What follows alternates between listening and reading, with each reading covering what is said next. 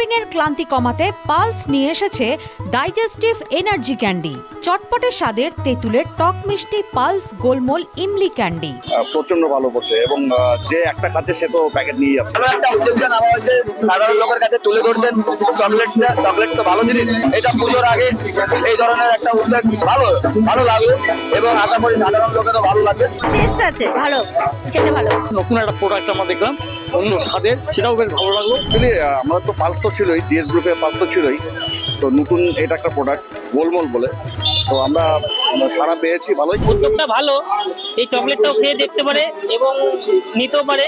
সত্যি কথা বলতে কি যে আজকের দিনে এই TV9-কে আমি সহস্র মানে ধন্যবাদ জানাচ্ছি।